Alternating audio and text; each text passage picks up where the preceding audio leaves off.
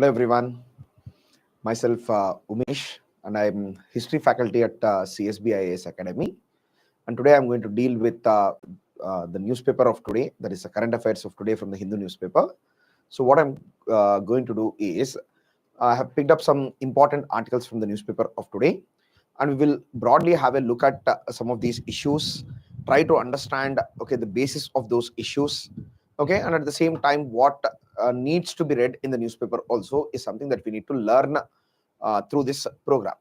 Now, if you observe this in the newspaper of today, there is one interesting editorial on India and Bangladesh. It is named as Two to Tango. Two to Tango is the article's name, and if you observe this article in fact it talks about the options which are open to India in order to protect the minorities in Bangladesh. Because after a long gap, Indian Foreign Secretary, he has visited Bangladesh and he has met his counterpart, and he in fact communicated the reservations and the problems reservations about the problems of the minorities in Bangladesh. This is the article's essence. So Indian Foreign Secretary visited Bangladesh. He communicated to them about the concerns of India. Now, let us try to understand that. You might have seen in the newspapers for the past few days that there were many attacks on Hindu minorities in Bangladesh. There was a targeted attacks on Hindu temples, Hindu businesses, and even a Hindu priest was also arrested in Bangladesh. And this shows a lot of insensitivity in Bangladesh towards the interests of the minorities, and this has in fact raked up a anger again among the Hindu communities in India too. This was the main issue on which the discussions were conducted in Bangladesh, sir. But this targeting of minorities in Bangladesh, it led to an attack on the Bangladeshi embassy which is present in India at Tripura. Then there were counter protests against the Indian embassy which is present in Dhaka. So this in fact shows that the India-Bangladesh relations, they are at one of their lowest points. Then along with that, you might be knowing already that Sheikh Hasina has already fled from Bangladesh. She has come into India and she has taken political refuge in India. And Bangladesh is asking her to come back to Bangladesh in order to stand a trial in Bangladesh for the cases of corruption. So this puts India and Bangladesh relations in a really tight spot. But at the same time, if you observe, when the Indian Foreign Secretary visited Bangladesh, the Prime Minister of Bangladesh, Muhammad Yunus, he has stated that the relation between both India and Bangladesh, they are very solid at this point of time. And he is trying to give a positive note, but the on-ground situation, it speaks something differently, sir. Now, India cannot directly intervene in the internal affairs of Bangladesh. We can't point out that the minorities are not being protected directly, or we cannot take up any political or military action, because if we do anything, it will become an interference in the internal matters of Bangladesh. And if we start interfering in the internal matters of countries, then automatically, there will be a charge against India that India is displaying a big brother attitude against its neighbors. So direct intervention is not a possible option for us. So, and at the same time, if we try to internationalize the issue, then also it will create a problem, because the new government in Bangladesh, it is saying that it is a matter of their own sovereignty and it is a matter of their own internal issue. So because of which reason, so today India's or the options which are available to India in order to deal with the problem of Bangladesh are very limited, sir. And at the same time, so we cannot convert our neighbor into a permanent enemy of our own. So because of which reason, we can't directly intervene. On the other side, so even internationalizing the issue also is not an option for us. So that is the reason why, maintaining a good relation with Bangladesh, and at the same time, the word that has been used in the newspaper is a nudge, sir. Nudge means what? You put some slight pressure, on Bangladesh in order to change its behavior.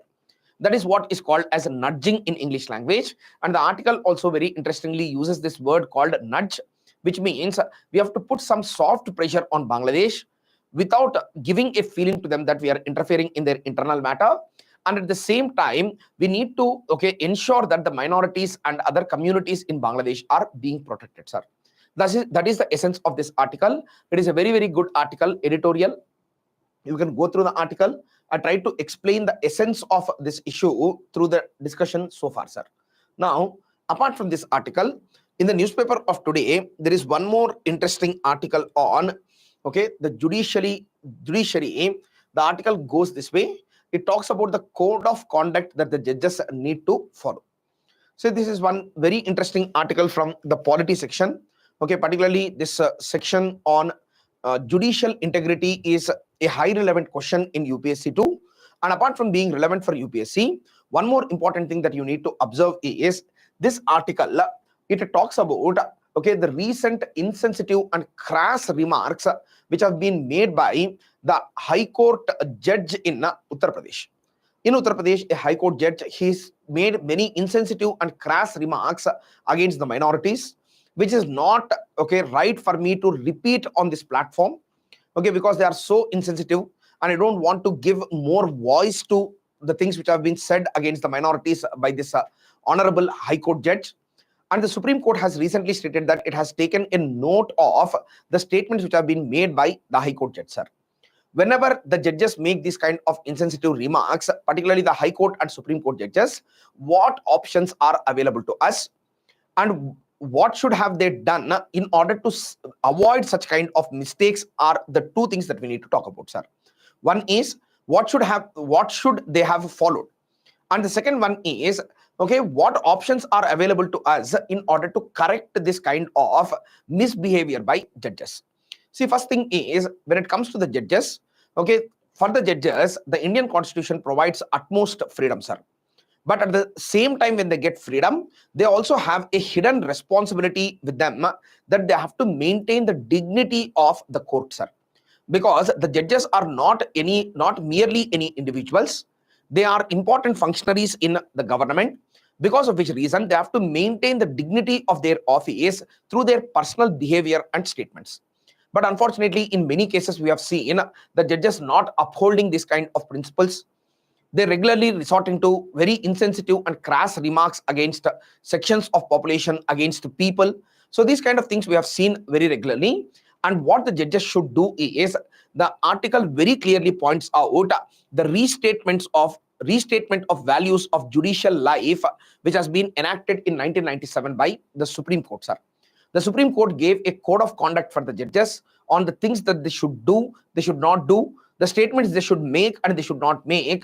A clear set of do's and don'ts has been given to the High Court and Supreme Court judges by the Supreme Court, sir, in a very, very good, okay, code of ethics, which is called as Restatement of Values of Judicial Life, which has been enacted in 1997, which is a set of do's and don'ts for the judges, sir. Then, in order to restate these kind of values, the High Court of Karnataka, again, it has set up some principles which are called as the Bangalore Principles of Judicial Conduct in 2002, sir. And these judicial conduct rules also, or Bangalore rules on Bangalore Principles of Judicial Conduct also talks about the same kind of values and ethics, sir. Okay, so these are the two documents which try to limit the freedoms of the judges. It is not a, okay, so suppression of their freedom of speech and expression. It is just a mere responsible limitation on what they should state and what they should not state. Because the judiciary primarily derives its power from Constitution. Even though it derives its power from Constitution, the public acceptance of the judgments is very important reason for judicial power, sir. Even though it might derive the power from the Constitution, but at the same time, the people's acceptance of the judiciary is one important feature behind their legitimacy in the society, sir. Then along with that, they should maintain a highly integral life. Then only the people are going to respect them and follow their orders, sir. The legitimacy of the judiciary comes from the conduct of the judges themselves. Without the proper conduct by the judges, the legitimacy is going to undermine, and it will have a long-term negative consequence on the judiciary, sir. Now, the statements of the judge have already been made. So now, what options are we looking at in order to give some kind of penalty to this judge? Let's try to understand. If you look at it, our Constitution gives a lot of protection to both the High Court and Supreme Court judge.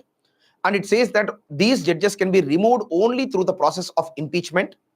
And the impeachment process is also very tough, and it can occur only when there is misconduct, or proven incapacity of the judge, then only we can initiate the process of removal of the judge, which is called as impeachment, sir. And even for impeachment, we need a special majority in the parliament, which means that 2/3 of the members who are present and voting should accept the impeachment proceeding. Then along with 2/3 of members present and voting, more than half the members of the house should vote in favor of removing the judge, sir. This is called as the special voting system, wherein 2/3 of the members present and voting, and more than half the members of who are present in the parliament, they should vote for impeachment. Then only the judge can be removed from his office by the president, sir. But try to understand this. Is it feasible for us to think of this kind of special majority in the Indian parliament when numerous political parties are present? And the impeachment proceeding against any judge across the country has never been accepted by the parliament, sir. Which means that till now, not even a single judge has been impeached by the Indian parliament. So this is a very difficult process. That is the reason why the Supreme Court from 1997 on, what it started doing is, it has created an internal mechanism of its own, wherein if some judges are doing some misconduct, they are going to conduct an inquiry. They are going to appoint a fact-finding committee of two high court judges. And after inquiry and fact-finding committee, if the judge is known to have conducted some misconduct or has done some wrongdoing, then the Supreme Court will suggest him to voluntarily retire, sir. Try to understand this. This is the internal mechanism of the Supreme Court. So it can in fact pressurize a judge in order to voluntarily retire. And if in case he doesn't retire, then we can go for impeachment process, sir. Are you understanding this? Apart from the parliamentary procedure, there is an internal mechanism in the Supreme Court through which a judge can be removed or asked to voluntarily retire. And this will come after a thoroughgoing inquiry, and a fact-finding committee also can be appointed. And then based on the recommendation of this, the Supreme Court also can remove some judges at some points of time, sir. I think you have got what I'm trying to say. So I think this is the case with the removal of judges in the High Court and Supreme Court and the Code of Conduct of Judges. So this is also one good article which has come in the newspaper. So you can see it in the section of letter and spirit, sir. Now, the third article that we need to talk about is, so the third article we will pick up is the article which is called as, the human rights, sir. Yesterday we have seen that the Human Rights Day has been celebrated not only in India but across the world. And the very definition of human rights, it kept on expanding from over a period of time, sir. Because human rights as a concept, is accepted as an universal principle. Universal principle means what? Human beings across the world possess some common rights which are considered to be human rights, sir. And whether the country is dictatorship, whether it is a democracy, whether it is being ruled by some feudal lords, whichever kind of government is present, so all the people should have some basic rights which are called as human rights, sir. And this principle, it was part of the 18th century Europe, and it is continuing till date. And in human rights, you need to understand one thing very clearly. The definition of human rights kept on expanding, sir. Initially, human rights means the freedom of speech and expression, the freedom from illegal detention, the freedom to do any business. So this way, initially the human rights were defined in a particular fashion, and they used to be very limited, sir. But with the time, the very definition of human rights, they kept on expanding, sir. Initially, it was only about freedom from freedom of religion, freedom of speech and expression, and it is also about the things like the things like freedom from illegal detention. These kind of freedoms were present initially, but nowadays what is happening is the very definition of human rights is expanding a lot, sir. And in the expanding definition of human rights, the freedom from hunger is also becoming one essential human right. Freedom of dignity or providing basic amenities of life also became part of human rights phenomenon. Then along with that, one more important thing that you need to remember is the President of India, she gave a new definition of human rights, sir. And in the new definition of human rights, she is trying to push the frontiers of human rights, sir. What all are included under the human rights is being continuously expanded. And as part of this, you can observe here, she is saying that mental health, freedom from cybercrime, climate change protection. So all of these are also the new age human rights, sir. We can also call them as 21st century human rights, because the human rights of earlier period are most of them are being respected across the world, sir. But now, okay, the new human rights that we need to be conscious about are climate change is one. Then along with that, having mental health is also a human right. Okay, then along with that, cyber crimes is also a human right. So this way, freedom from cyber crimes is also one more. So this way, there is an expansion of human rights. This is one thing that you need to be conscious about, sir. So this is one good article. Then apart from this article, so there is one more prominent article in the newspaper. So let us have a look at it. So that is the case of Dhankar, sir.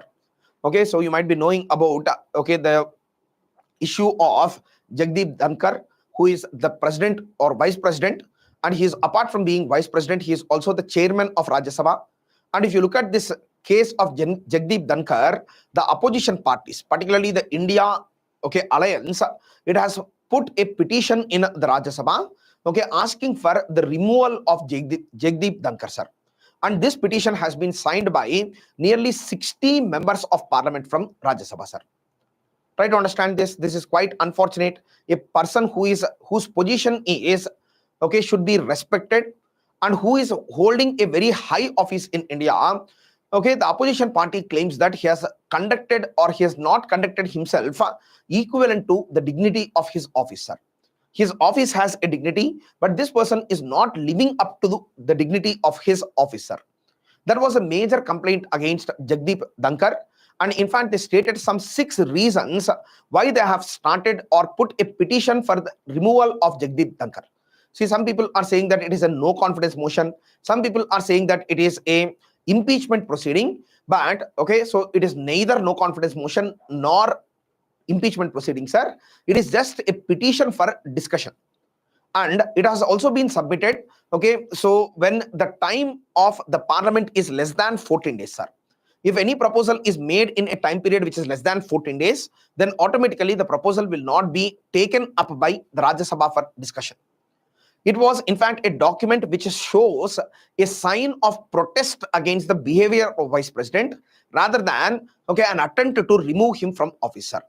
Because removing Vice President from office is not such an easy matter, sir. Because apart from being the chairman of Rajya Sabha, he is also the Vice President of the country, because of which reason both the houses of the parliament should pass resolutions. And when the opposition party is putting petition, naturally the ruling party is going to support him, and the impeachment of the person is not going to happen, sir. But the petition put by the opposition parties, it raises up many important questions about the role of the chairperson of Rajya Sabha and the dignity that he has to display here, sir. Try to understand this. So if you look at the role of the chairman of Rajya Sabha, the chairman of Rajya Sabha was supposed to be a neutral observer in Rajya Sabha. But unfortunately, Jagdeep Dhankar, on multiple contentious issues, what he has done is he has taken the side of the governing party, sir, or ruling party. Then apart from taking the side of the ruling party, he in fact made many indecent remarks on the members of parliament, sir. Then along with that, he is not giving enough time to the opposition members is one allegation that has been put. Then along with that, there is also an allegation that he is cutting the mics of the opposition members whenever they are trying to make some important statement. Then he is not giving enough time to the opposition members. He is not permitting discussion on important matters of national importance. Then along with that, he is making many indecent remarks, and on many contentious issues, he is taking the side of the government. So this shows that, the office that he is occupying, it is expected to be neutral. It is expected to be impartial. But in these characteristic traits, he is sorely lacking, sir. That as we can observe it from the media reports too, on multiple occasions, there are, many times Jagdeep Dhankar has made many insensitive remarks, sir. So because of which reason only this petition has been put under Article 67 of the Constitution. But even though the petition has been put up, it will not lead to the impeachment of the Vice President. He can be safe in his position. But at the same time, the opposition parties just wanted to register their opposition to the government, sir. That is the reason why they have done this. So this is one more important article on Jagdeep Dhankar that has been given in the newspaper. So then apart from that, there is one more article that needs discussion, sir. So let me, one last article for discussion is, this case of, ANI versus Open AI, sir. Okay, so OpenAI is Open Artificial Intelligence, whereas here in this article, ANI means Asian News International, sir. Asian News International is one party, the other party is Open Artificial Intelligence is one more party. So these two parties, they in fact went to courts in India with respect to data usage by artificial intelligence, sir. So we need to understand some essential principles of artificial intelligence, how it works, why, okay, ANI has taken OpenAI to the court saying that they have conducted copyright infringement. Let's try to understand. Whenever it comes to an AI platform, most of the current generation, they might be knowing about the AI platforms. Okay, just a second. Most of the current generation, you know about the AI platforms like ChatGPT is there. Okay, Meta AI is there. Multiple number of AI platforms are there, sir. So whenever you ask a query, okay, so whenever you make a query to OpenAI, what it does is, okay, so it in fact mines from, okay, the text-based data, sir. Okay, across the internet, wherever there is text-based data, it is going to mine all the information from the text-based data. And in order to mine the information, it in fact uses models which are called as large language models, sir. All of these are technical terms. Okay, large language model, it is a tactic through which it will in fact extract the information which is present on internet. So particularly the text-based data, it extracts. And by extracting all these data, by using large language models, it is going to, okay, provide a response to you, sir. It is going to provide a response to you. Okay, now the main issue is with respect to, okay, when it is in fact mining the text-based data across the internet, what AI is doing is it is not respecting the copyright principles, sir. Copyright means what? Okay, the generator of any information, he usually possesses the copyright over that information. True or not? Okay, any person, because it is an intellectual property of the person, he should have the right to, okay, so right to control the data that he has generated or the text that he has generated. He should get the right to control the data. But what OpenAI is doing is it is outrightly, okay, sidelining these copyright principles, and it is extracting information from all possible sources like newspapers. Okay, Asian News Agency is one of the most important content generator across the country, and the ANI news are used by multiple media agencies, and it is also known for its authenticity, sir. Now, the ANI news are being extracted in large measure in order to respond to the queries of users of artificial intelligence, sir. Now, while extracting this information, there is violation of copyright principles is the first, okay, case against OpenAI by ANI, sir. This OpenAI, it is extracting the information by compromising the copyright principles is the first challenge that we are observing here. Then apart from this challenge, one more thing that we need to know is, listen to this carefully. So copyright infringement is one problem, but OpenAI is claiming that it is not subject to the Indian legal system. Because in India, we have some copyright protections, but OpenAI is claiming that all its servers are located in USA. All my servers are located in USA.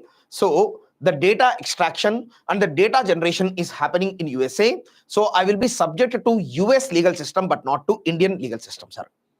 This is one very unique case because OpenAI's servers, all of them are in USA.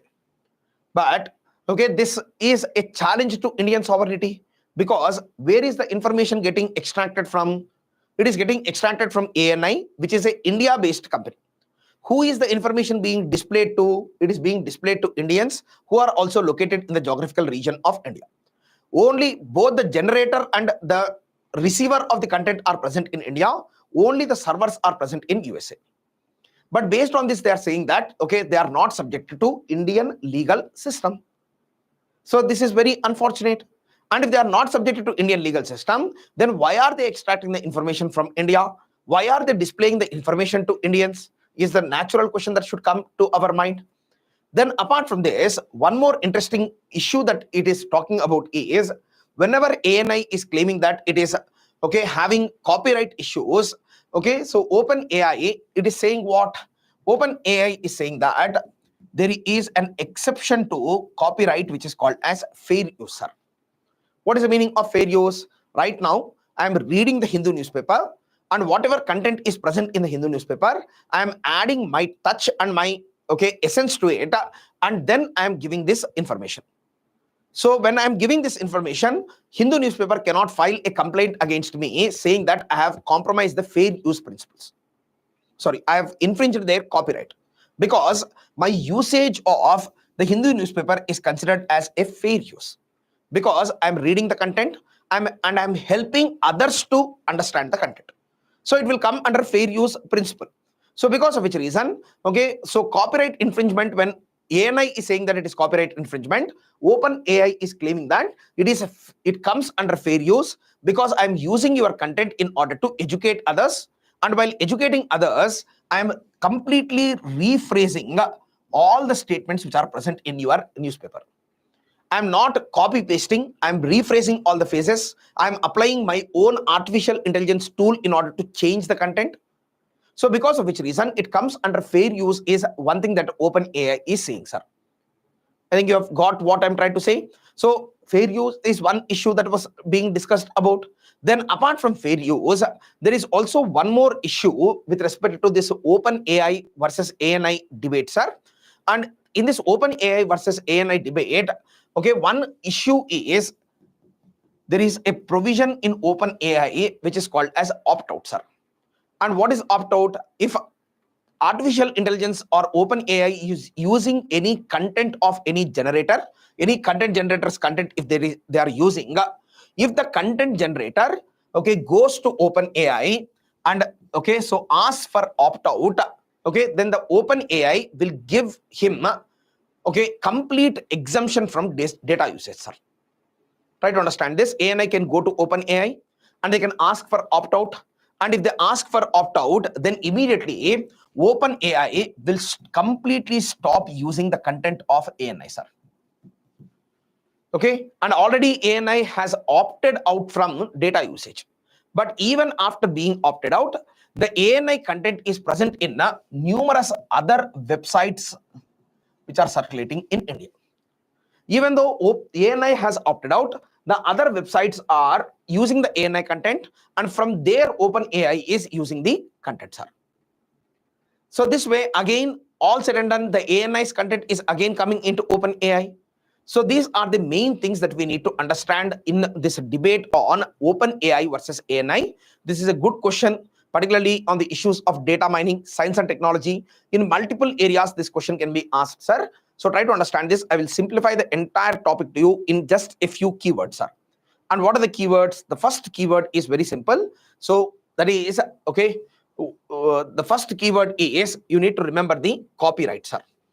Copyright is the first keyword that you need to remember. So it means that any content generator can copyright his own content and stop others from using the same content in order to, so do some activity, sir. That is what is called as copyright principle. And the exception to copyright principle is the fair use principle. Then apart from the fair use principle, there is a principle which is called as opt-out principle is also present. And apart from opt-out principle, we have this text-based data system is one more thing. And then large language models is one more thing as a keyword that you need to remember. So these are the important dimensions you need to touch upon wherever you talk about this issue of data mining from India. And along with that, this extraterritoriality and who has the legal jurisdiction over the servers is also one more issue that you need to remember. So these are the important dimensions of this said topic, sir. On this note, let's call it a day.